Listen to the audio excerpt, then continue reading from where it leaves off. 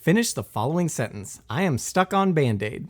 And if you immediately sang, because Band-Aid stuck on me, congratulations, you have a 50-year-old ad campaign living rent-free in your head. A staple of every first aid kit, Band-Aids are a quick and convenient solution to all minor cuts, scrapes, burns, and other boo-boos life can dish out. Indeed, so fully have these little sticking plasters permeated popular culture that the Band-Aid lent its name to the 1984 charity supergroup behind the hit song, Do They Know It's Christmas, while the term Band-Aid solution has entered the lexicon as a byword for temporary, often slapdash repairs. But while the idea of a gauze pad attached to a strip of adhesive tape might seem so basic that it must have existed forever, as we covered in our previous video, Who Invented Duct Tape, even the simplest inventions have to come from somewhere, and surprisingly, the idea of self-adhesive bandages is only a little over a century old. The story of how this simple idea went from home remedy to household name is one of a klutzy housewife, a devoted husband, tireless innovation, and clever marketing. This is the fascinating story of the Band-Aid. Our story begins with one Earl Ensign Dixon, born on October 10, 1892 in Grandview, Tennessee. The firstborn of Massachusetts-born physician Dr. Richard Ensign and his Connecticut-born wife Hester Dixon, Earl was raised as an only child after his younger brother Mark died in infancy because the past was the worst. At some point in the mid-1910s, Earl moved to Highland Park, New Jersey, where he found work as a cotton buyer at the giant medical supplies firm of Johnson & Johnson. This famed company's origins date back to 1876 when New York pharmacist Robert Wood Johnson attended a lecture by the great British surgeon Joseph Lister. Lister had pioneered and popularized the principle of asepsis in surgery using clean linens, dressing and instruments, and antiseptic sprays like carbolic acid to dramatically reduce the rate of post-operative infections. Inspired by Lister's principles, 9 years later, Johnson partnered with his brothers, James and Edward, to manufacture sterile surgical dressings, incorporating the business in Brunswick, New Jersey in 1887 under the name Johnson & Johnson. At the time, germ theory was still very new and hotly contested among medical experts, and it was common practice to manufacture bandages and dressing from rags of cotton and wood waste swept from factory floors. As you might imagine from this, these were often loaded with bacteria and caused more infections and deaths than they prevented. But Johnson & Johnson's new sterile dressings revolutionized post-operative care and first aid, a concept Johnson & Johnson practically invented, describing it as a set of practices, to quote, meant to prevent an extension of injury rather than its treatment. Indeed, in 1888, Johnson & Johnson introduced the world's first commercial first aid kits packed with sterile gauze, bandages, dressings, and self-adhesive surgical tape. Itself invented in 1845 by Dr. Horace Day, originally intended to help treat railroad workers who might be many kilometers from the nearest hospital or doctor's office, they were soon offered to the general public and proved extremely popular. Now, returning to the main subject of this video, in 1917, Earl Dixon married Josephine Frances Knight. By all accounts, the marriage was a very happy one. Josephine was unfortunately rather accident-prone and was forever cutting and burning herself in the kitchen.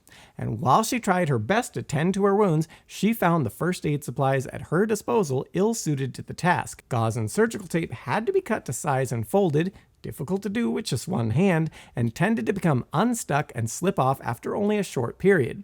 But rather than complaining that his wife needed to be more careful, Earl Dickinson manned up and instead came up with an innovative solution. He laid a strip of gauze down the center of a length of surgical tape, then covered the adhesive backing in crepe tape to protect it. The resulting ready-made dressing could easily be cut to length with scissors and applied to one's own wounds with no assistance and little hassle. Encouraged by his grateful wife and some co-workers, in 1920, Dixon presented his invention to company co-founder James Johnson. While Johnson was initially skeptical, he soon changed his mind when Dixon showed him how easy the product was to use. Dixon then filed and was granted U.S. Patent 1612267 for his invention, while the first mass-produced examples hit the market in 1921 under the brand Band-Aid, a name attributed to factory superintendent W. Johnson Kenyon. Unfortunately, the first Band-Aids were handmade and sold poorly, with Johnson & Johnson moving only $3,000 worth, around $54,000 in today's money, in inventory. This failure was attributed to the high cost and large size of each Band-Aid. At 3.5 by 18 inches, they were rather unwieldy and often had to be cut to size, greatly reducing the convenience factor. The advertising firm Young & Republican told Johnson & Johnson that they had a dud on their hands, but the company persisted, introducing automated production in 1924 to significantly bring down costs. The size of the Band-Aids was also reduced, and each bandage sealed in an individual paper wrapper with a pull-open red string for added convenience. However, what really made Band-Aid a household name was not the design of the product itself, but clever and aggressive marketing. Johnson & Johnson dispatched a large force of traveling salesmen to pharmacies, doctors' offices, and butcher shops across the country to demonstrate the new product's virtues. But sales really took off when in 1925 the company decided to target an organization synonymous with being prepared, the Boy Scouts of America. That year, Johnson & Johnson distributed for free thousands of Boy Scout first aid packets to troops across the country. Housed in a simple cardboard box, each kit contained a triangular bandage, a gauze compress, 2 safety pins, and of course, a number of Band-Aids. These kits, as well as more advanced versions housed in tin containers, were widely used to help scouts acquire their first aid merit badge, one of the original 57 badges first introduced in 1911. The Girl Scouts soon followed suit, receiving their own Johnson & Johnson first aid kit in 1932. Meanwhile, the sticking plaster concept began to take off internationally. In 1922, just 1 year after the initial launch of Band-Aid, Beiersdorf AG of Hamburg, Germany, began marketing a similar product under the name Hansaplast. In 1928, UK firm Smith & Nephew launched Elastoplast, which, much like the term Band-Aid in the United States, Canada, and Australia, has become the generic name for any sticking plaster in the UK.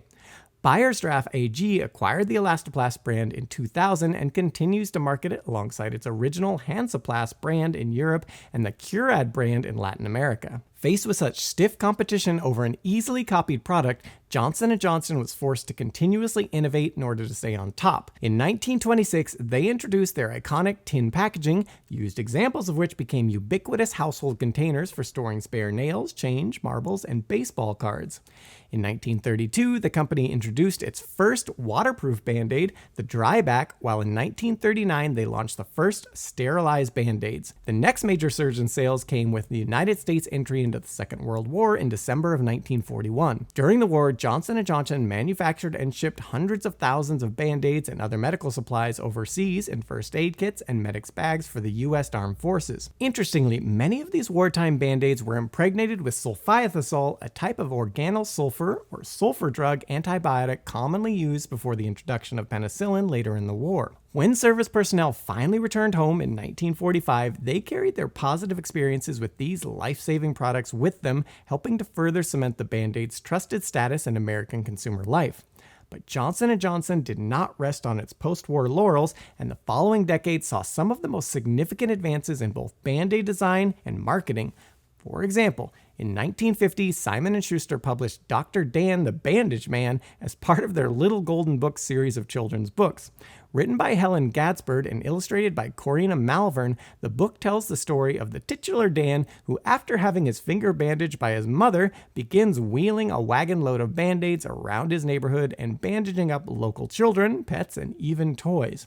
In a brilliant bit of marketing, each book contains 6 real Band-Aids for readers to use as needed.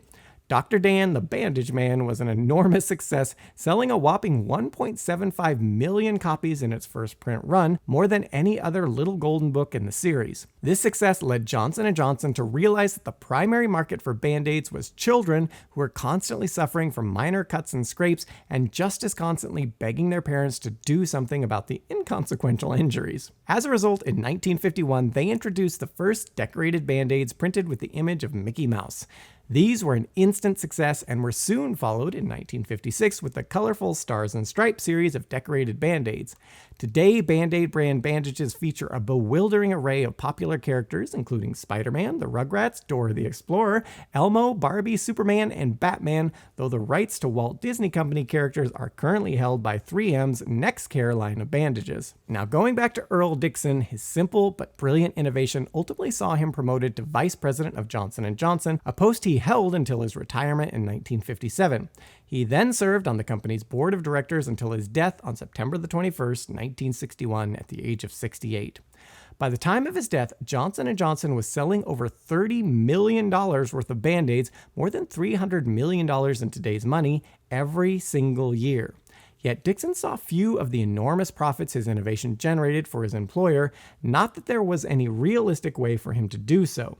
You see, while original enough to be patentable as an idea, the Band-Aid is so simple there is no way to disclose the value of such an innovation while simultaneously preventing someone else from copying the idea and mass producing it. That is, there is no environment for excludability. And since much of the product's value comes from its low cost and disposability, only large firms with the ability to mass produce it, firms like Johnson & Johnson, can have any chance of profiting from it.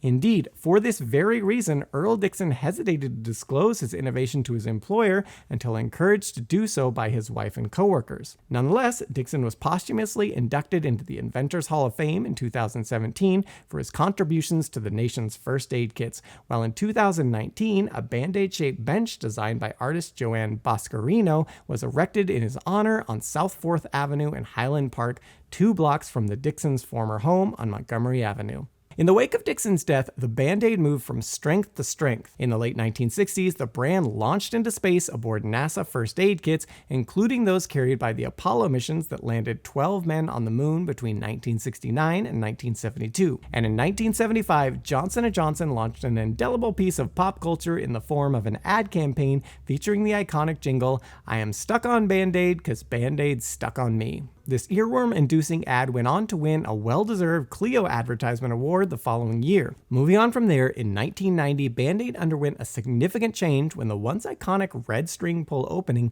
was scrapped in favor of the easier-to-use peel-open packaging, while in 2000, the brand celebrated a major milestone as the 1 billionth Band-Aid rolled off the production line.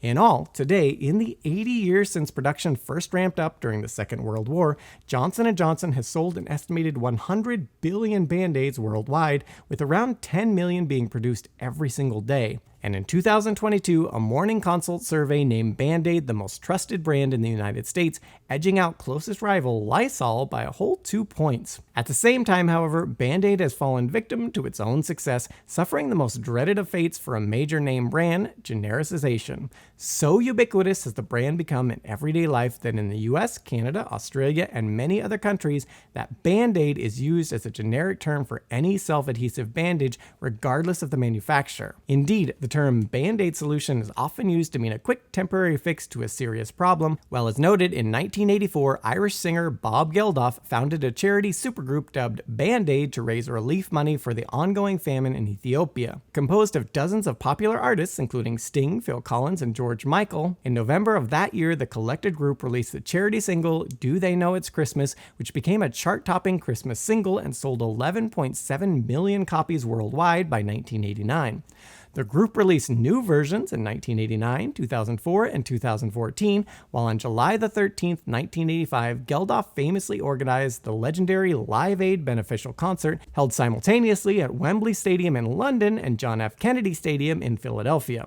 Johnson & Johnson has attempted to protect its trademark from genericization, but with little success, and as mentioned before, a similar fate has befallen rival brand Elastoplast in the UK and other countries, though the truly generic term sticking plaster, or simply plaster, is also commonly used.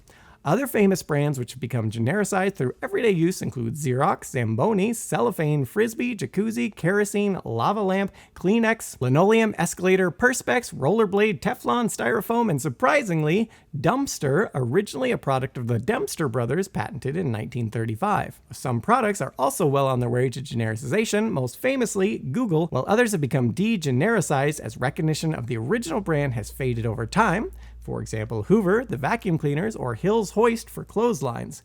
Meanwhile, some firms have lost exclusive rights to their brand names through sheer attrition, while in other cases legal skullduggery was to blame. For example, in 1950, the original owner of the brand named Escalator, Otis Elevators, lost its trademark due to a printing error. Otis, the court argued, had failed to capitalize the word escalator alongside the already generic term elevator in his advertising, effectively admitting that the former was also a generic term. Whoops-a-doodle. Yet the genericization of Band-Aid does not seem to have affected sales, with the brand's ubiquity helping to keep it firmly in the public consciousness for more than a century. But it hasn't always been sunshine and rainbows for Johnson & Johnson, who for decades have found themselves on the front lines of racial politics. From their launch in 1921, regular Band-Aids have been available in only 2 colors, antiseptic white and a pale pinkish tan, described in a 1955 television ad as neat, flesh-colored, almost invisible. Of course, this tone is only flesh-colored for a certain segment of the population, and Band-Aid's conspicuously limited color options soon drew ire from pro-black activists and other groups. For example, a 1969 book of political cartoons by Harlem-based activist Preston Wilcox titled White Is featured an image of a man in a Black Panther uniform looking up at a white Band-Aid on his forehead with the caption reading, "White is a flesh-colored Band-Aid." But since non-white consumers only made up a small proportion of Johnson & Johnson's customer base, for many decades the company didn't release darker tone Band-Aids. Ultimately, given the range of skin tones they'd need to cover in the manufacturing, distribution, and shelf space elements of the problem, in the 1980s they decided to release the invisible, clear plastic Band-Aids that could be used with any skin tone. Meanwhile, smaller brands like Soul-Aid, Ebon-Aid, Rite-Aid, and True Color attempted to fill the gap in demand by releasing bandages in a variety of skin tones.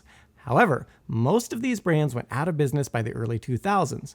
While many of these failures were due to simple lack of demand, another problem was that these products were often placed in the aisles for so-called ethnic products and not alongside other first aid supplies, making them more difficult to find. In any case, in 2005, Johnson & Johnson finally released a series of Band-Aids tinted to match a variety of skin tones, but just as with its competitors, these were soon pulled from the shelves due to lack of demand. However, these products were relaunched in 2020 in solidarity with the Black Lives Matter movement under the brand name Our Tone and remain on sale to this day. Meanwhile, Band-Aid has continued to evolve, incorporating ever more sophisticated medical technologies. For example, in 1997, Johnson & Johnson introduced antibiotic impregnated Band-Aids, an upgrade from its World War II era treated products. And in 2002, they introduced Band-Aid brand liquid bandages, which can be dipped or brushed onto a wound to form a thin, flexible film that seals and protects it from infection. Interestingly, this is far from a new idea. In 1846, French polymaths Louis Nicolas Menard and Floris de Monte discovered that nitrocellulose, a cotton treated with nitric acid and sulfuric acid, could be dissolved in diethyl ether to form a syrupy liquid they dubbed collodion. This substance, which dried into a thin, flexible film, soon found a myriad of applications. For example, in 1851, English inventor Frederick Scott Archer coated a glass plate with a mixture of collodion and silver nitrate to produce the first modern photography system, the wet plate or collodion system, while in 1869, American inventor John Wesley Hyatt mixed collodion with camphor and other ingredients to produce celluloid, the first commercial plastic and the basis for the modern movie industry.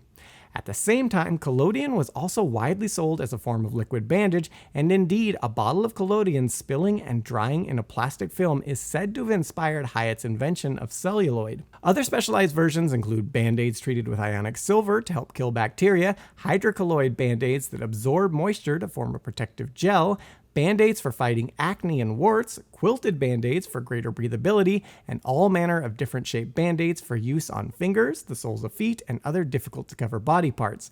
There are even versions designed to work with touchscreens so that not even a cut or burned finger can interrupt your scrolling. But in any event, the next time you have a little oopsie and reach for the first aid kit, or are just playing Trivial Pursuit and the question of who invented the Band-Aid comes up, give thanks to Earl Ensign Dixon, humble inventor and the most helpful husband to ever husband. His wife had an age-old problem and he simply would not let it stand, coming up with a rather clever and literal Band-Aid solution.